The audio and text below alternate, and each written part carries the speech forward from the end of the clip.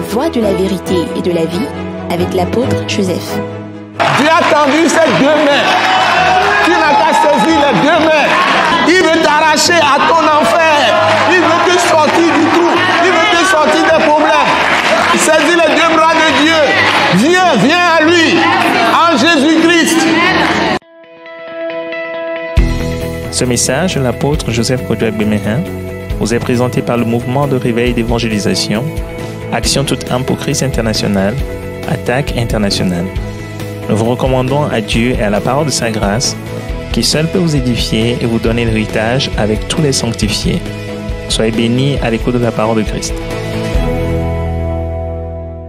Père Saint, Père Dieu de notre Seigneur Jésus-Christ, c'est avec reconnaissance et profonde gratitude que nous venons encore à ton trône de grâce pour te confier ces moments merveilleux de proclamation de la parole de Christ et Jésus crucifié, ressuscité, l'évangile de Jésus-Christ de Nazareth que tu nous as confié à annoncer à toutes les nations, afin que les âmes que tu as créées pour ta gloire soient éclairées, reçoivent ta parole, reçoivent la foi que tu donnes, que tu impartis à tous ceux qui t'écoutent pour être libérés de leurs péchés, recevoir le pardon de leurs péchés, la vie éternelle et l'immortalité.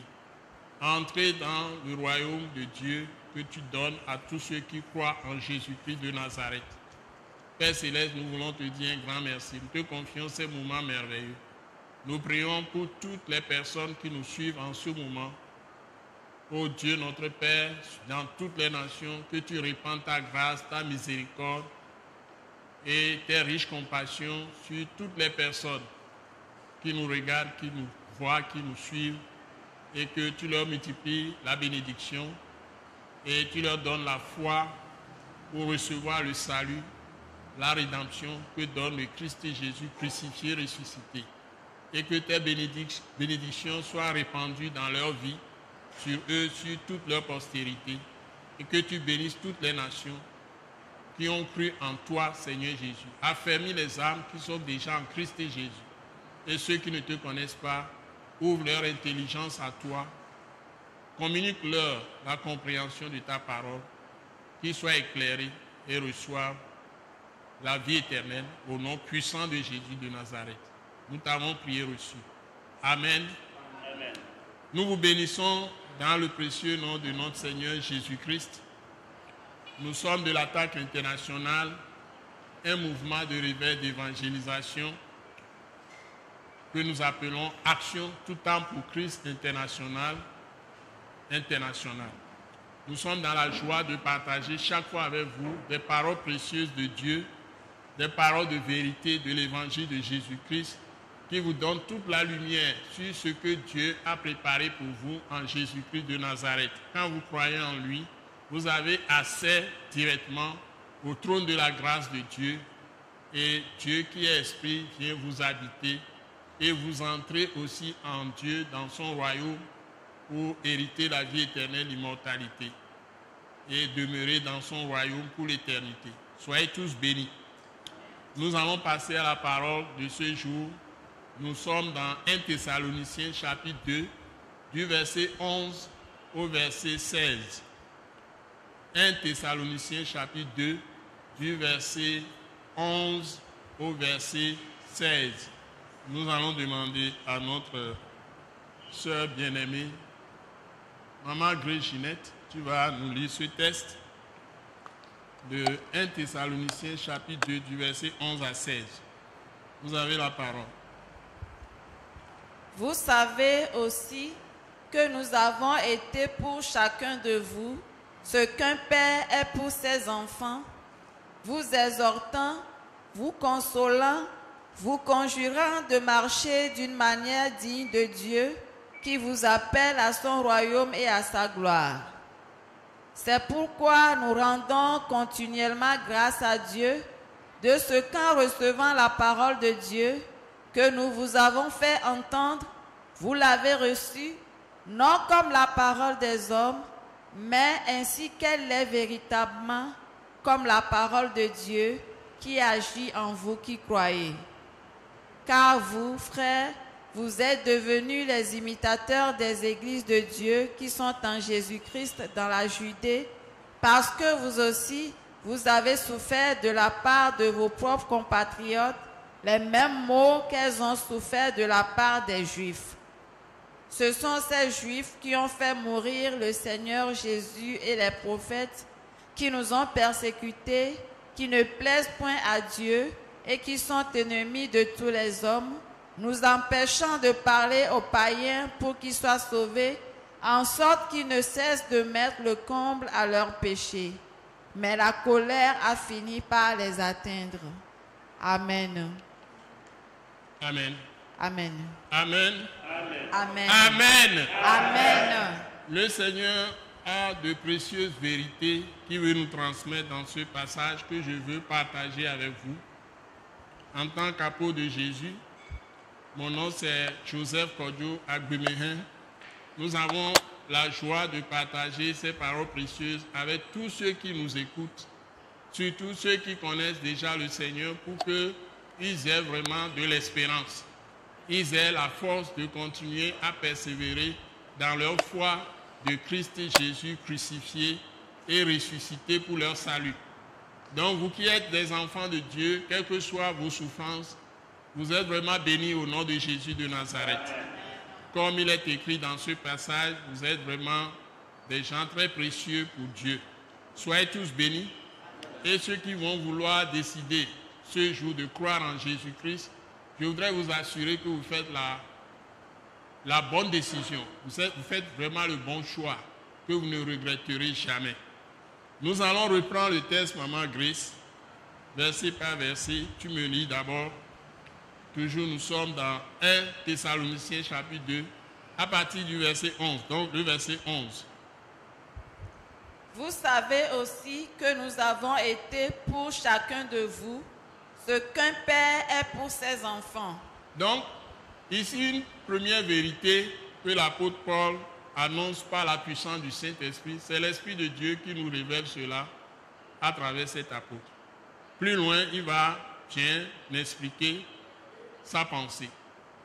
Mais déjà, il dit ceci, que vous savez, chaque fois qu'un apôtre parle, vous savez que, ma soeur, tu complètes. Que nous avons été pour chacun que de nous vous. avons été pour chacun de vous. Ce qu'un père est pour ses enfants. Ce qu'un père est pour ses enfants. C'est ça, les pères. On a besoin d'avoir des pères dans les nations. C'est Dieu qui peut choisir des pères qui sont des gens qui encadrent des enfants de Dieu, qui leur permettent de découvrir véritablement les secrets, les mystères de Dieu, c'est-à-dire les comprendre. Donc, vous savez que nous avons été pour chacun de vous ce qu'est un père pour son enfant. Continue. Vous exhortant, c'est la première chose. Invitez les gens à pratiquer les bonnes paroles de Dieu que le Christ Jésus nous a données par le Saint-Esprit. Parce que Jésus a dit avant de partir qu'il enverra un autre consolateur, c'est-à-dire un autre qui est exactement comme lui-même, qui leur apportera tout le soutien que Dieu veut leur donner. C'est ça le Saint-Esprit. C'est l'Esprit de Christ. On l'appelle encore l'Esprit de Jésus. L'Esprit de Christ. L'Esprit de Dieu. Qui est le Saint-Esprit qui maintenant dirige tous ceux qui croient en Jésus. Donc, les Anglais l'appellent helper. C'est-à-dire Dieu qui se fait notre aide. En d'autres termes, c'est comme si Dieu se fait nos serviteurs ou nos servants. Ou bien, ouais, notre serviteur, notre servant. Dieu vient nous aider à faire tout ce qu'il nous commande de faire, en nous habitant et en nous plongeant en lui-même parce qu'il est esprit. Et avec la parole que Christ a donnée, Jésus nous a révélé, toujours par le Saint-Esprit, qui sont des paroles écrites. Dieu se révèle en nous maintenant et devient esprit et vit en nous. C'est ce que Dieu a dit. Il a dit, Jésus-Christ a révélé dans Jean 6 que les paroles qu'il donne, que nous écoutons, sont esprit et vie. Donc, Dieu vient en nous à travers ces paroles écrites si nous les considérons et si nous les prenons exactement comme les Thessaloniciens l'ont fait, comme la vraie parole de Dieu. Parce que les gens, certains sont des faux docteurs, des faux théologiens, des gens qui ont plongé l'Église dans l'égarement. Ils prétendent que Dieu est dans la parole écrite, mais la parole écrite n'est pas Dieu. C'est la parole écrite qui révèle Dieu, qui manifeste Dieu. Dieu est dans sa parole écrite. Ça devient esprit et vie en nous si nous y croyons. C'est ça la clé. Donc vous ne pouvez pas lire une parole dans la Bible et puis vous négligez. C'est l'histoire de Dieu qui s'est révélée aux hommes et comment les hommes ont vécu en sa compagnie. Ou c'est l'histoire des gens qui ont marché en compagnie de ce Dieu invisible. Donc Dieu se manifeste en eux et à travers eux. Et il va le faire de notre temps. Donc ce n'est pas comme un livre de romans qu'on a écrit, un roman que vous lisez, ou bien un livre de grammaire ou de conjugaison, ou bien un livre tout court de littérature. Non, qui est une pensée humaine. Ici, vous avez des mystères qui sont cachés dans des paroles écrites et l'Esprit qui l'a révélé, quand vous prenez cette parole pour obéir à Dieu, Dieu se met à se manifester à vous. Et peut venir, quand vous lisez, après vous couchez, peut venir dans l'esprit maintenant, vous parler dans votre sommeil, ou bien même quand vous prenez des paroles ici, vous les mangez, vous les étudiez, vous les mangez, et vous priez avec exactement les mêmes paroles, vous apprenez comment prier. C'est pourquoi il y a les psaumes. Vous apprenez comment vous pouvez vous adresser à Dieu à travers sa propre parole. Et vous l'utilisez pour prier, Dieu va venir à vous. Et il va vous parler. Vous pouvez être à l'état de veille. Vous pouvez tomber immédiatement dans une vision. Vous allez entendre la voix de Dieu. Il va vous parler directement dans votre cœur. Vous allez entendre sa voix clairement. Moi, je l'ai entendu. Donc, il peut vous parler. Et vous entendez la voix de Dieu clairement. Et il peut vous conduire toute votre vie en vous parlant à travers sa parole. Il se révèle dans sa parole écrite, qu'on appelle la Bible. Et dans cette Bible, il y a 66 livres, 39 livres dans l'Ancien Testament et 27 livres dans le Nouveau Testament. 4 évangiles, les actes, et puis après, vous avez 22 lettres adressées aux églises. Tout ça, il y a beaucoup de révélations, beaucoup de prophéties, des choses qui vont se réaliser plus tard, qui sont dedans, dans tous les âges, jusqu'au retour de Jésus de Nazareth. Soyez bénis. Nous allons y aller, Maman Grace, nous reprenons. Verset 12. Verset 12, oui. Vous consolant, ça y est, nous vous exhortons, vous appelant à pratiquer les paroles de Dieu. Vous consolant, c'est-à-dire vous traversez des souffrances, comme nous avons été pour vous, ce qu'un père pour son enfant. Nous allons vous réconforter quand vous traversez des moments difficiles. Il y a des paroles que Dieu donne aux apôtres ou bien à ses prophètes ou à ses docteurs ou évangélistes ou pasteurs. Et ces gens qui sont établis, les 5 ministères établis, font un travail dans le même sens. C'est-à-dire vous consoler, vous exhorter, vous rappeler les choses de Dieu pour que vous les pratiquiez, les paroles de Dieu. Et vous encourager à persévérer dans votre foi. Vous fortifier par des paroles, mais aussi quand vous traversez des difficultés, être à vos côtés pour vous consoler, porter les fardeaux avec vous, tout ça, réconforter. C'est ça, consoler. Continuons. vous conjurant de marcher d'une manière digne de Dieu. Vous conjurant de marcher d'une manière digne de Dieu. Donc, en insistant sur l'importance de continuer à obéir à Dieu, à rester toujours dans ses paroles. Les paroles écrites qui deviennent vie et esprit, ou bien esprit et vie en vous. et vous persévérez dans ces paroles. Tout ce que Dieu a dit, a promis, va se réaliser dans vos vies. Donc vous avez besoin des pères, des apôtres, ou même des pasteurs, des docteurs de l'Église, surtout ceux-là, ils sont les plus établis dans l'Église, pour vous, les prophètes, pour vous exhorter, vous consoler, vous affermir dans la foi, vous expliquer les choses, vous enseigner. Tout ça, ça fait partie de ce ministère, de ces ministères établis que j'ai cités. Apôtres, pasteurs, docteurs, évangélistes, prophètes, ils travaillent tous ensemble. Allons-y. Qui vous appelle à son royaume et à sa gloire. Il y a les évangélistes aussi. Donc Dieu vous appelle à son royaume et à sa gloire. Donc l'objectif, c'est de vous conduire pour que vous soyez pleinement établis dans le royaume de Dieu. C'est-à-dire que la Bible dit, quand il vous délivre du péché, il vous délivre aussi de la puissance de Satan, de la puissance du diable. Le serpent ancien ne peut plus contrôler votre vie si vous êtes vraiment en Christ. Ceux qui disent le contraire, ce sont des menteurs. Ceux qui prétendent que c'est seulement des enseignements qu'on donne vagues et qu'il y a d'autres puissances qui connaissent pour vanter, ils prêchent beaucoup plus Satan que de prêcher Christ. Donc prêcher le contraire et vanter la puissance du diable, c'est prêcher Satan. Ce n'est plus Christ que ces gens prêchent. Ils ne prêchent pas Jésus, ils prêchent Satan.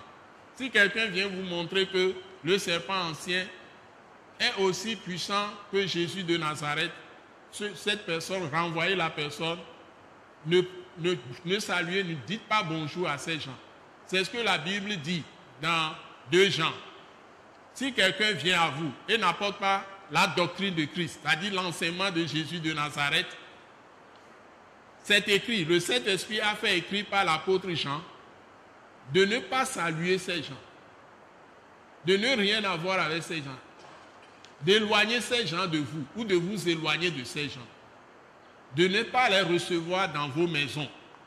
Malheureusement, aujourd'hui, les gens reçoivent certains dans leur maison qui viennent les détruire dans leur propre maison. J'en ai reçu aussi. Les gens débarquent et puis disent il est prophète, il est ceci, et qu'il a un message à vous donner. Je dis non. D'abord, je demande, vous êtes dans quelle église? Il me dit non, moi, j'étais dans telle église, j'ai quitté. Je ne suis plus dans l'église, Dès que j'entends ça, tous ceux qui s'élèvent contre l'église de Dieu, vous devez les fuir. Quelle que soit l'église, on n'a pas le droit de critiquer l'épouse de quelqu'un. L'église de Dieu, l'église, quelle que soit l'église, c'est vous qui dites que cette église est ceci, cela. Vous connaissez ce que Dieu a fait avant que cette église n'existe? Est-ce que vous savez comment Dieu a appelé les gens, comment l'église a été établie? Dans toutes les églises qui existent, Dieu a toujours des gens dedans. C'est ce que l'Apocalypse nous révèle. Il y a toujours des gens qui sont en communion avec Dieu, même en étant dans une église qu'on peut estimer fausse. Donc on ne doit jamais s'élever contre une communauté chrétienne. Ça, c'est la plus grave erreur aussi que les gens font. Parce que c'est l'église de Dieu, après tout. C'est tout le corps de Christ qui doit être respecté. On ne doit pas fermer certaines églises, laisser d'autres églises ouvertes. Ou bien on ferme tout, ou bien on ouvre tout. C'est ça qui est conforme à la vérité. Donc, on ne peut pas juger les choses de Dieu par l'intelligence humaine. Donc, on doit pouvoir comprendre que là où les gens se réunissent, la Bible dit, c'est une promesse que Jésus a donnée. Là où 2 ou 3 se réunissent en mon nom, je suis au milieu d'eux. Donc, quel est l'homme qui peut maintenant dire que tel n'est pas église, telle est église, tel peut se réunir, tel ne peut pas se réunir. Donc, il n'y a pas d'homme.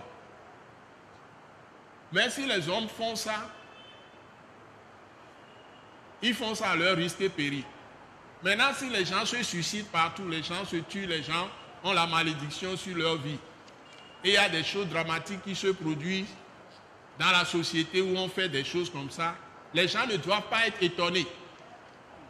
Parce que lorsque vous foulez aux pieds l'église de Dieu, vous êtes en train de persécuter le Christ Jésus. C'est ce qu'il a dit à Saul de Tarse qui est devenu Paul. Quand il persécutait l'église, quand Dieu a interpellé Paul sur la route de Damas, Jésus lui a dit, quand il a vu la glorieuse lumière en plein midi, la lumière de Christ Jésus est plus éclatante que le soleil. Et Saul de Tarse a demandé, qui es-tu? Il dit, je suis Jésus de Nazareth, que tu persécutes. Tu ne peux pas regimber contre les aiguillons, ça il ne peut pas lui résister. Il a saisi, il a fait de lui finalement le meilleur des apôtres. Qui l'a servi le plus, c'est l'apôtre Paul qui a servi plus le Christ. Plus que les apôtres qui ont été du vivant, qui ont été choisis du vivant de Jésus de Nazareth. Tous ceux qui connaissent la Bible savent cette histoire que je raconte. Donc, même Saul de Tarse tuait les chrétiens au début, mais Jésus est allé vers lui, l'a saisi. Donc, ce Jésus, il est le Dieu Tout-Puissant qui s'est manifesté dans la chair. Donc, si nous voulons fouler aux pieds son église, la Bible dit que l'église est l'épouse de Christ, de Jésus. L'église, merci, l'église est l'épouse de Christ. Donc, vous ne pouvez pas fouler l'église aux pieds et puis vous allez croire que les gens vont être bien dans le pays, dans un pays donné. Ce n'est pas possible. Donc, c'est un plaidoyer que je fais spirituellement par la parole de Christ, crucifié, ressuscité, par le Saint-Esprit. Ce n'est pas charnel. Je parle des choses très profondes de l'esprit. Donc, ceux qui sont des saints ne doivent pas mépriser leur propre foi. C'est vraiment quelque chose de glorieux. Parce que la Bible dit que Dieu nous a donné la gloire. Ceux qu'il a appelés, il les a aussi justifiés. Ceux qu'il a justifiés, ou bien il les a sanctifiés, ou bien il les a justifiés, il les a aussi sanctifiés. Il les a aussi donné la gloire. Donc Dieu nous a appelés à être de son royaume, ça y est, de sa cité, des citoyens du royaume de Dieu. Et en même temps, à sa gloire, ça y veut nous donner sa grandeur, manifester sa grandeur en nous et à travers nous.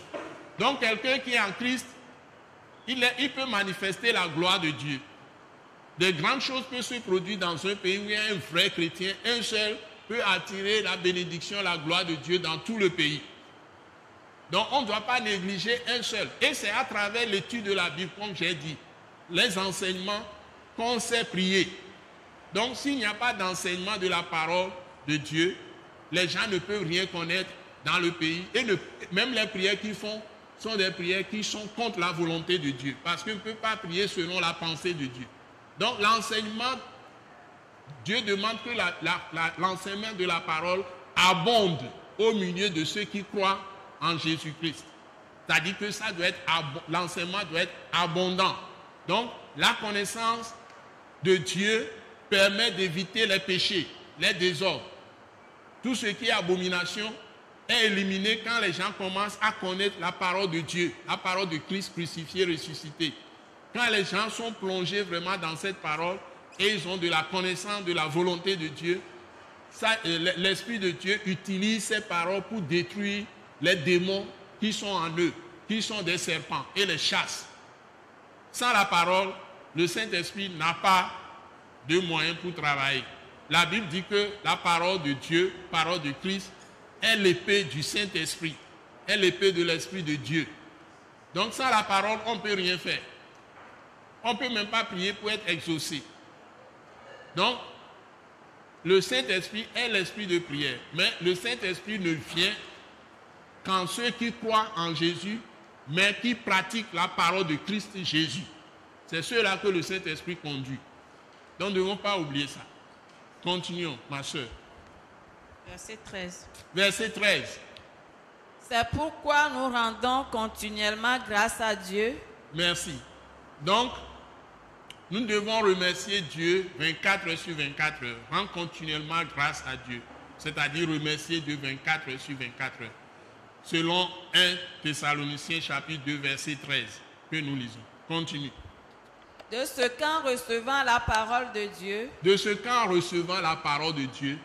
On parle des Thessaloniciens. de ce que les Thessaloniciens, en recevant la parole de Dieu, que nous vous avons fait entendre, que nous vous avons fait entendre, si on peut parler comme ça, des gens qui sont en Afrique, en Europe, en Asie, en Amérique, les hindous aussi, les Indiens, en Asie, partout, les Africains, les Européens, les Américains, les Asiatiques, les Pacifiques, ceux qui sont dans l'Océanie australienne, tout le monde, tous ceux qui sont sur la terre, si on peut parler des différents peuples, français ou bien togolais, togolaises, ghanéens, nigériens, ou burkinabés, ou congolais, Brazzaville, de Brazza, ou congolais, de RDC, ou tchadiens, ou namibiens, ougandais, ou sud-africains, ou marocains, ou tunisiens, ou algériens, etc.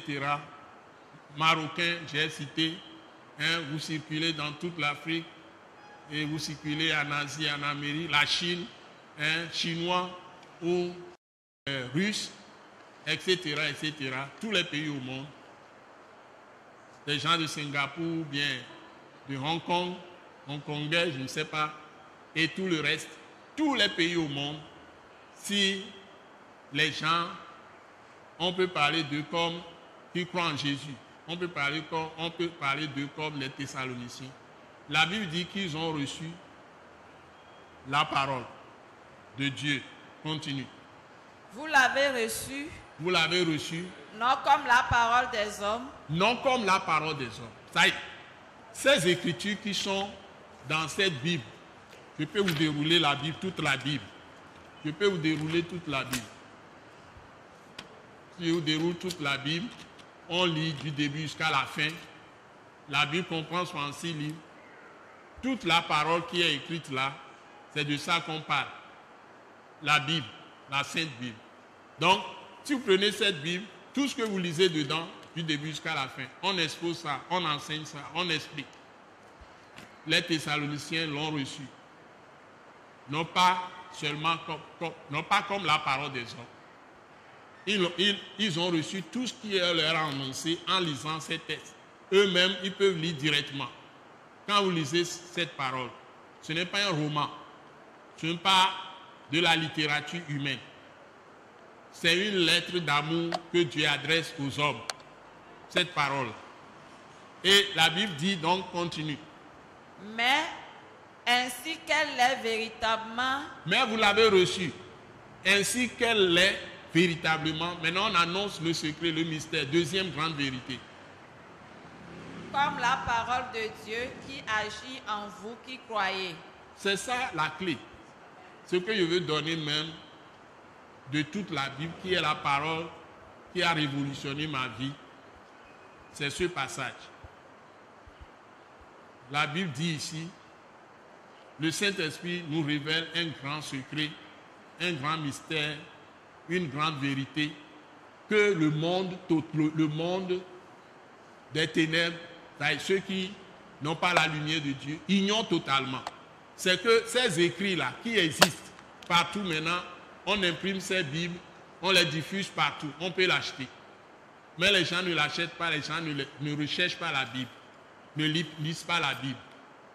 On n'enseigne pas les enfants à lire la Bible pour changer le cœur des enfants, que les enfants grandissant soient vraiment des gens remplis d'humilité, remplis d'intelligence, remplis de sagesse, c'est-à-dire de la crainte de Dieu, remplis de modestie, d'humilité, sans orgueil, et que si ces enfants prennent la relève, deviennent des présidents de République, des rois, ou des ministres, ou des avocats, ou des juges, tout ça, vont pratiquer la justice, vont exercer vraiment une vie faisant du bien à tout le monde, au lieu de trouver des gens qui sont vraiment cruels, méchants, tout ça.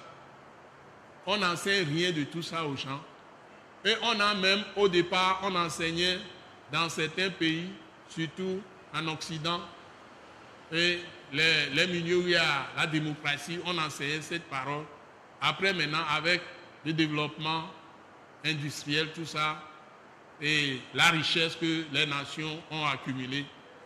À cause de la mondanité, on a rejeté ça, on n'enseigne plus ces paroles, on ne dit plus rien, et puis on a fermé la Bible et on l'a mis sur des étagères.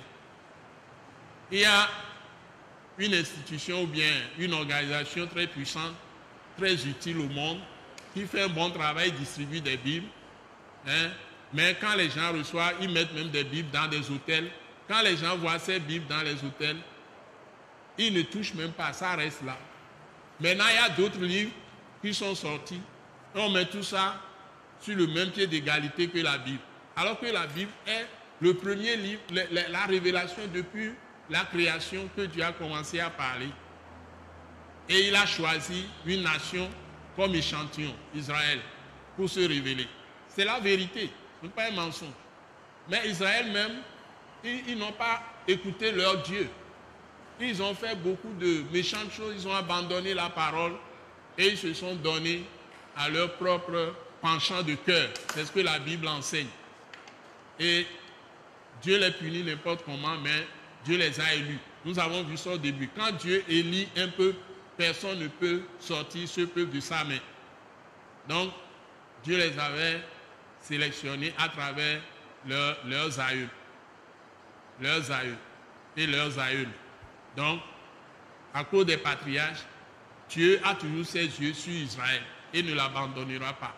Il dit à la fin des temps, Israël va se convertir. C'est eux-mêmes qui ont persécuté celui que Dieu leur a envoyé, Jésus de Nazareth. C'est eux-mêmes qui l'ont crucifié, qui l'ont tué. Mais en faisant tout ça, Dieu a planifié que lui-même va prendre le corps physique et se sacrifier pour les péchés du monde entier. Donc, il a pris Israël comme échantillon, mais maintenant il élargit sa grâce à toutes les nations. C'est ça le message de la Bible, du Nouveau Testament, que nous lisons. Les lettres envoyées aux églises, nous trouvons ces secrets dedans, ces mystères. Donc nous qui sommes les apôtres d'aujourd'hui, nous sommes chargés simplement, non pas de venir avec de nouvelles paroles, mais tout a été annoncé et clôturé. C'est dans le dernier chapitre de l'Apocalypse, chapitre 22. Donc tout a été dit. Et Dieu dit que celui qui retranche quelque chose de cette Bible, ou qui ajoute quelque chose à cette Bible, sa vie est en danger. Il va le retrancher, il va l'enlever, effacer de son livre de vie. Même si tu prends Jésus, si tu ne gardes pas la parole du Christ crucifié et ressuscité, c'est Jésus qui a parlé depuis le début de la Bible. Dieu a dit que Jésus, le Christ, parlait, c'est l'Esprit de Christ qui parlait dans les prophètes. C'est dans 2 Pierre chapitre 1. Donc nous ne devons pas négliger ces paroles. C'est dans les paroles que nous découvrons toutes les grandes vérités. Et la Bible dit que la parole de Dieu est la vérité, pas une des vérités. Donc en dehors de la parole de Dieu révélée à travers Israël, les prophètes d'Israël, jusqu'à Jésus lui-même qui est venu, il n'y a pas un autre livre qui peut l'égaler. En tout cas, nous qui avons lu ce livre, le livre lui-même se suffit. Comment pouvez-vous expliquer que l'histoire rapporte? On le trouve dans l'histoire. C'est des faits historiques. On a pris des traités bibliques, on a répandu sur des forêts où il y a des pygmées. Le temps que les gens, des années après, des dizaines d'années après, ou plusieurs années après, les gens ont essayé de pénétrer ces forêts, on a trouvé que les pygmées ont ramassé ces traités bibliques, ont lu, et eux-mêmes ils ont bâti leur église, ils adoraient déjà Dieu, avant que des missionnaires ne les découvrent. C'est simplement les écrits, les versets qu'on a sélectionnés de la Bible. On a fait de petits papiers, on a répandu ça par avion sur les forêts. Et les pygmées qui ont découvert ça se sont convertis. Eux-mêmes, ils ont construit leurs églises. Donc, il y a beaucoup d'événements étonnants. Il y a des événements qui se sont passés. Jésus est apparu à des maîtres bouddhistes. Par exemple, quand vous prenez des gens comme Yonggi Cho, c'est des miracles que Dieu a opérés dans leur vie. C'était des maîtres bouddhistes. Mais ils se sont convertis parce que Dieu leur a parlé directement dans leur maladie. Ils allaient mourir. Et Dieu a fait un miracle pour eux. une petite fille qui a prié sur Jean Guichot. Il allait mourir de tuberculose et il a été guéri miraculeusement. Il a donné sa vie après totalement à Christ et sa vie a changé. Il a bâti l'église la plus puissante en Corée du Sud. Il a pris le nom de David. C'est un grand serviteur de Dieu. Il n'est plus de ce monde, je crois, mais il a laissé beaucoup de traces. Et il y a de puissants hommes de Dieu en Corée du Sud. Il y a des docteurs même qui ont créé des instituts ici au Togo qui enseignent la Bible. Donc je voudrais que tout le monde comprenne que quelle que soit la population, Dieu doit rendre ce témoignage à toutes les nations. Que tel pays, les gens en lisant la Bible, des écrits, l'ont reçu non pas comme parole des hommes, mais comme elle l'est véritablement, l'ont reçu comme la parole de Dieu. Nous ne vont cesser à parler des blancs, des noirs, des jaunes, des rouges, des peaux rouges, tout ça, distinguer les nations, le racisme, le tribalisme, des trucs d'ethnie, tout ça, nous devons laisser tout ça de côté. Tous les hommes sont égaux devant Dieu. Homme ou femme, Dieu ne fait pas de distinction de sa puissance. Si tu crois en Jésus, la toute-puissance de Dieu viendra en toi. C'est ça ce que la Bible enseigne dans le Nouveau Testament. C'est ce que Jésus est venu nous apporter. Et il te dit que tu deviens un avec Dieu. Quand Dieu dit « tout soit un », ce n'est pas entre nous-mêmes que nous allons nous unir. Ce n'est pas de ça que Dieu parle. Nous sommes un avec Dieu avant d'être un avec l'autre. Si tu ne deviens pas un avec Christ, tu ne peux pas aimer l'autre et être un avec lui. Ce n'est pas possible. Donc c'est surtout être un avec Christ et automatiquement, tu entres en Dieu, Dieu entre en toi. Et tu peux maintenant traiter avec l'autre en te cultivant avec ces paroles de Christ crucifié, ressuscité dans le Nouveau Testament. Tu vas connaître les vertus de l'amour. Dieu est amour. Tu vas connaître ça. Et Dieu seul est vrai. Tu vas connaître la vérité. Sa parole est la vérité. Tu vas connaître la justice, la vraie justice. Quelle que soit la justice humaine, ça ne sera jamais parfaite comme la justice de Dieu. Les gens rendent des justices sur la terre, mais la vraie justice appartient à Dieu lui-même. Quand nous allons quitter la terre, nous serons tous jugés. Que Dieu nous aide. Amen. Alléluia. Amen. Mon cœur regorge de paroles. On ne peut pas tout dire. On a fini la lecture. Verset 14, c'est quoi?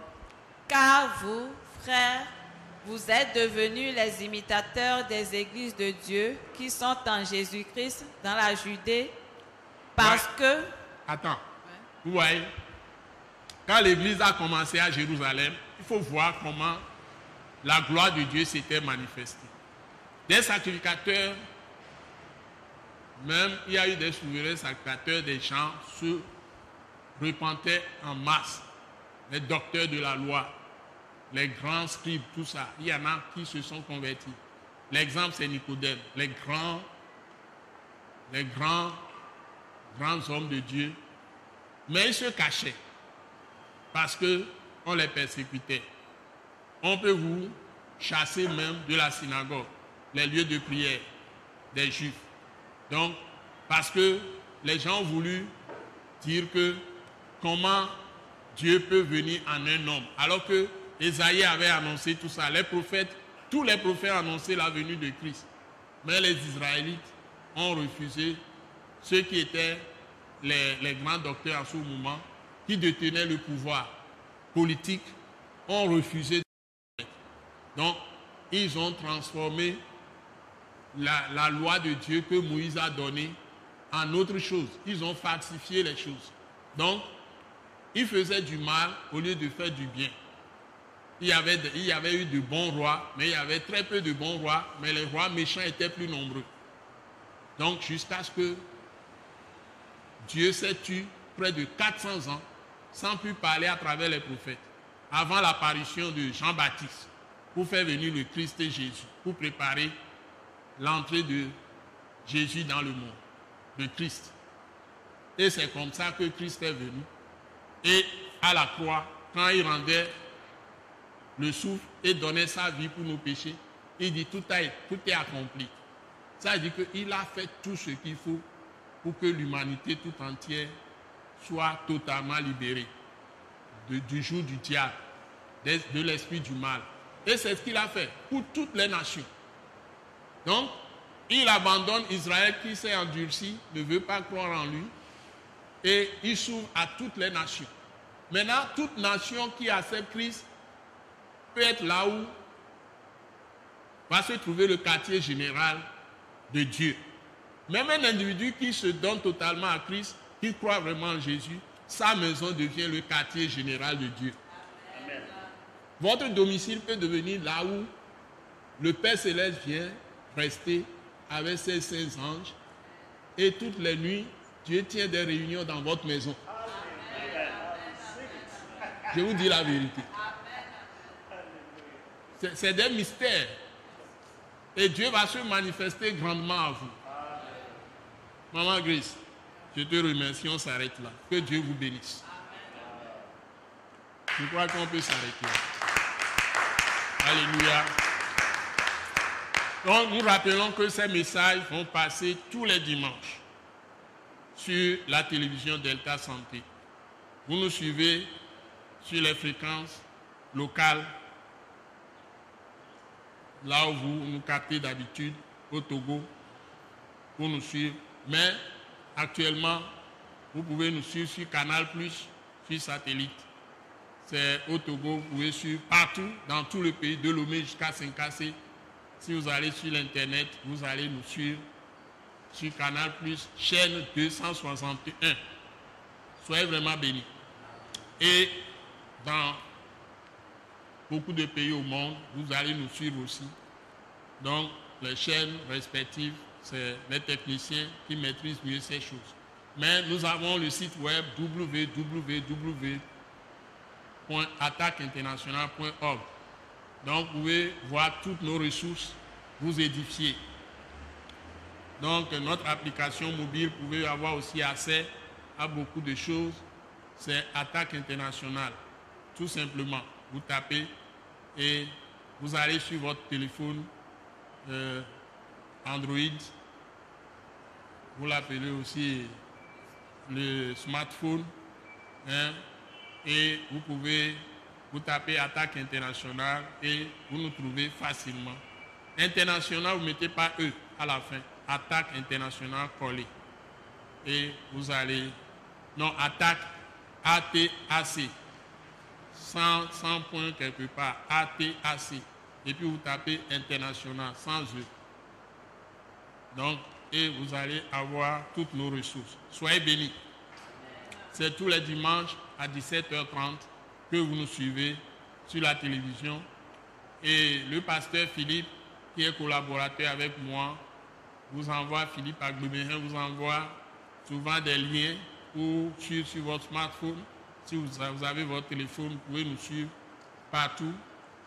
Quand vous allez sur Play Store, vous allez finalement trouver les liens, tout ce que nous communiquons. Soyez bénis. Amen. Soyez vraiment bénis. Amen. C'est la fin de disposition. Au nom de Jésus. Amen. Nous croyons que vous avez été bénis et édifiés à l'écoute de ce message et vous exhortons à persévérer dans la grâce de Dieu.